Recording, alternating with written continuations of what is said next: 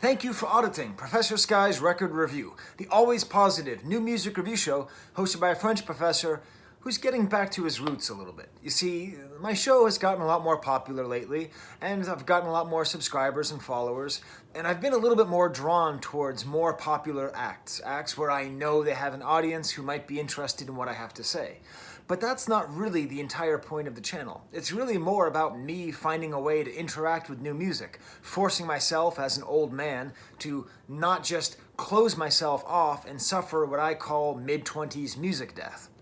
So in order to do that, today I'm not recording in my usual location. I'm recording in my funk basement in front of a flag of Quebec, which almost matches because the band I'm reviewing today is from Toronto, so it's at least Canada, and it's a band I had never heard of. They're called PUP, or P-U-P. I don't know what the name means. I assume it means like little dogs. I don't know what. And the name of the album is what drew me to it. The name of the album is called This Place Sucks Ass. That is a beautiful title. That is the kind of sentence which myself and my friends have said many, many times in the past. It's the kind of youthful, stupid energy that I like in punk music and in music like this, which I guess is classified as pop punk. I don't know. I don't know if this is really pop punk. I'd maybe even just call this rock and roll or just punk. It's a little bit too punk to be pop punk and a little bit too pop to just be punk. So I guess I will leave it with pop punk. Now, I don't know anything about this band. I do remember they released an album last year that I listened to and I liked, but I decided not to review it. And this is like kind of an offshoot. It's an EP. It'll take you 25 minutes to listen. And I think it's worth listening, if for no other reason than for the title and for the cover. See, this does a lot of things that I like about punk music. It's about the self. It's about this kind of sense that we have of being in a sucky place, because of Corona, because of our lives, and just the sense that he's there. This place sucks ass. And the place that sucks ass isn't somewhere else, it's in his own living room. And this album mostly takes place in the living room of one's own self, in the mind. It's about how what really sucks is the world that we create for ourselves. This album may seem like a throw-off of their album from last year. I don't know. I don't really know that album that well, but I can tell you that this is way too good to just be a throw-off surplus bonus disc. It is amazingly unified in its thematics. It appears to be exclusively dedicated, with one exception, exclusively dedicated to the recognition of underachieving, where the singer and the songwriters here are very aware that they need to be more, they need to do more, but they're haunted by their inability to change, their inability to get off the couch, with some small sliver of hope that creeps in at the end here and there. And I think for that reason, it's a perfect album for right now. Right now, I have a lot of students, I am a professor of French, not a French professor, and I have a lot of students who will come to me during my office hours, virtually, and they'll just tell me how terrible they feel about themselves and how they're not doing the homework and how they're just doing terribly, and they tell me these horrible stories about their parents getting COVID, and they tell me all these things about people getting laid off and how miserable they are, and they just feel like, I feel like crap, Monsieur Payne, I feel terrible. And the first thing I tell them is, beyond school, beyond work, you have to take it easy on yourself, because this is a hard situation. It's just a hard situation, so take it easy on yourself. Do your homework. And I can't just give you an A, even if you don't do the work. But you have to take it easy on yourself. And I think this album is doing that both in the context of where we are right now, of just how do we take it easy on ourselves? How do we get off the couch? How do we stop feeling like just complete losers all the time?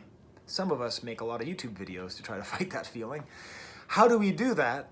But it's also a more global feeling of just youthful underachieving. How do you overcome that and how do you fight that? Beyond this great lyrical sense, this great timely lyrical sense of this album, the musicianship is great.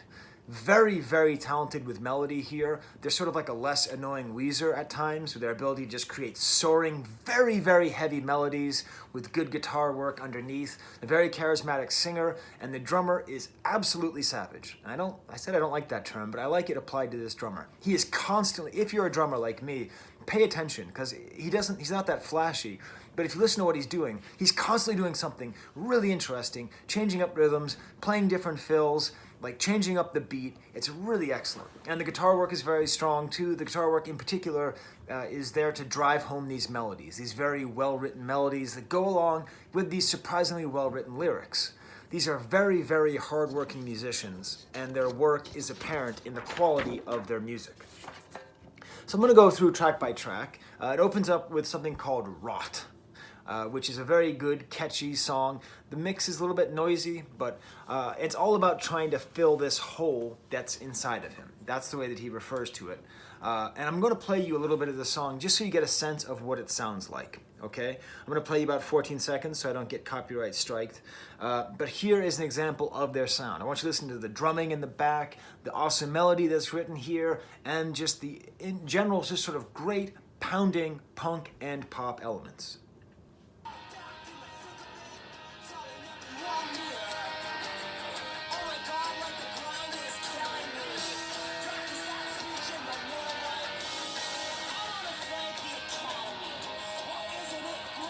Well, maybe you can't hear the drums that well on this part, but we'll get into the chorus here in a second.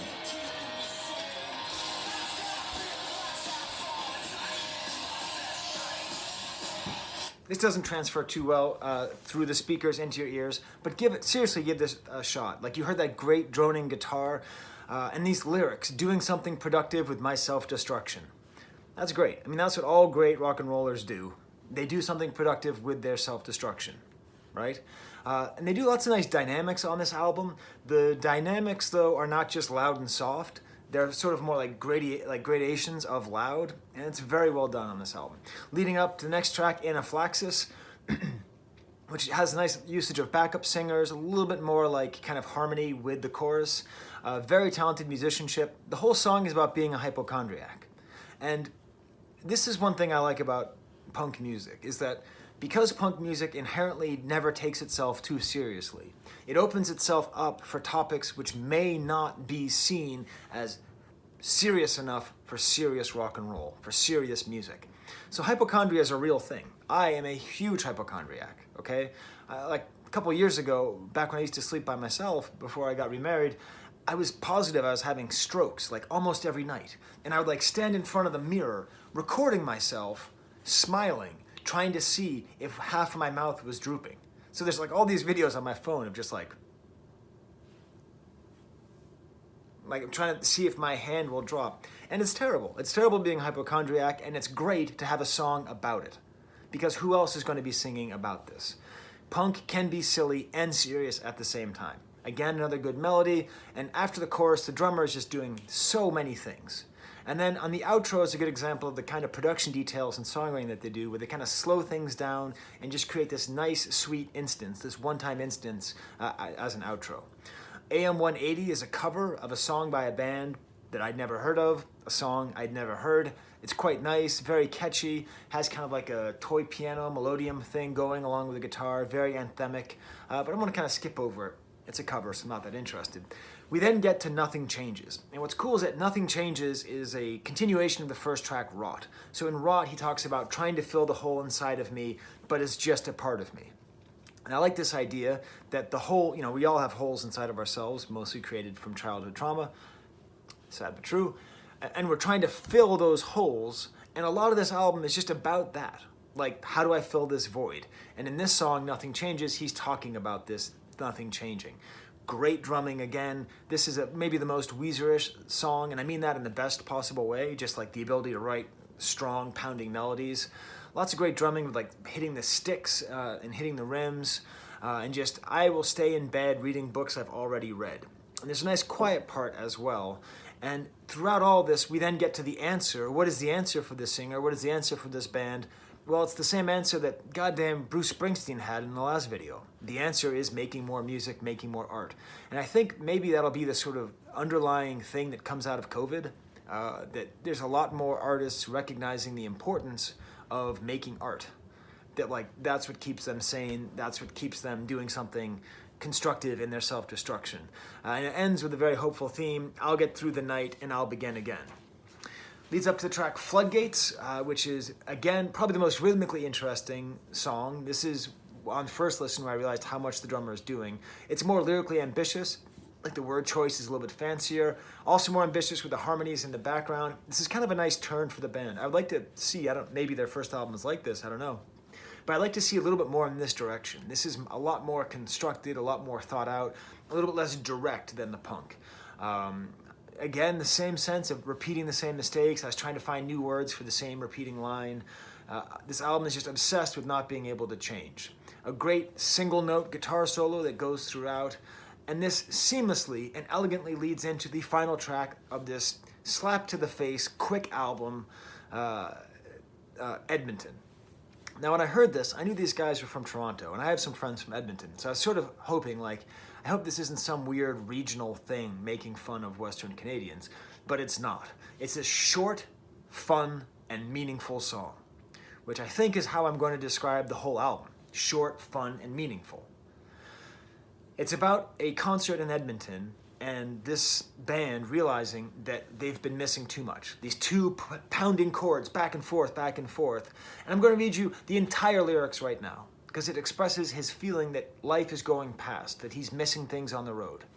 That night in Edmonton with all of my friends singing songs about killing them, while your body was still warm in the ground and I was up on stage just fucking around. It didn't hit me till after, guilt piling up to the rafters, and I got drunk and then leaned on the urinal, thinking about how I'd missed too many birthdays and a couple funerals.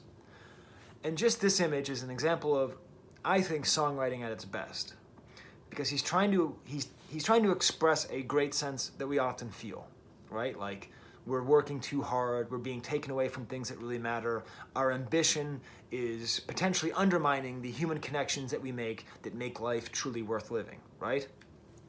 So these obligations, these connections that he has to people, which are signified by birthdays and of course funerals, are being undercut by the fact that he's stuck in Edmonton playing in front of a bunch of people at a crowd and singing and goofing around and doing the things that he normally does. And what's great is he talks about this moment of pain, getting drunk, and then leaning on the urinal. And I don't mean to alienate 50% of my audience, but leaning on a urinal when you're drunk is a very specific, vulnerable point of existence for many men. This sort of sense of you can't hold yourself up and you have this physical need and you have to address the physical need, but you really don't want to. And this is usually the point where kind of self-doubt and am I making an ass out of myself? Am I a fool? Am I an idiot? This is the point where you start to feel that and you're just sitting there and you don't know how long you're going to be going. And all this time he's thinking about this guilt and about how he missed these birthdays and these funerals. I'm really happy I reviewed this album. It's really good. If you like a slap across the face, things that does pop punk as well as it can be done. I don't think pop punk can be done better than this. Have a listen to it. Okay, I now have a faculty meeting, which is less fun than it sounds.